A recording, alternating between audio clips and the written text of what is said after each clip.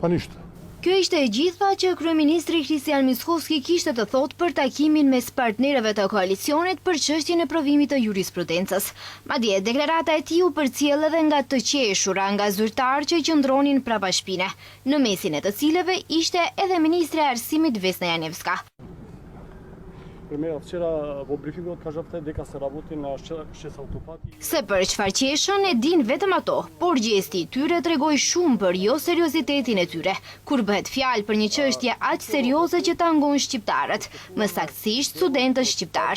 Më pas gazetarit i dhanë edhe një mundësi përgjigje e kryeministrit për të folur rreth takimit të dieshëm për çështjen e provimit të jurisprudencës, pas çka ai gjithashtu la shumë për të kuptuar se me partnerët ai nuk negocion, por thjesht bisedon. Pa zato što ne se dogovarame, nije ne pregovarame. Ние сме владени партнери и ние разговараме за секоја тема. Ако ме прашувате дали владените партнери разговара, тогаш ќе ви одговорам да, разговаравме. Ние не преговараме меѓу себе за да имаме едните или другите позиции, па сега треба да се приближуваме.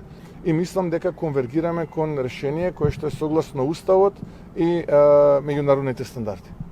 Takimi mes partnerëve qeverisës ishte mbajtur të hënën. Paraprakisht Vlen ka thënë se propozim zgjidhja për çështjen e provimit të jurisprudencës është që pjesa teorike e provimit të mund të jepet në gjuhën shqipe, ndërsa pjesa praktike të zhvillohet në gjuhën maqedonase.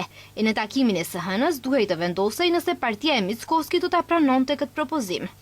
Edhe pse premtohej zgjidhje e shpejtë, çështja e provimit të jurisprudencës po vazhdon të zgjatet. Studentët shqiptar kërkojnë që provimin e jurisprudencës të mund ta japin në gjuhën shqipe, për çka edhe kanë protestuar 2 herë, ndërsa në mbështetje të tyre protestë është mbajtur edhe në Tiranë dhe Prishtinë.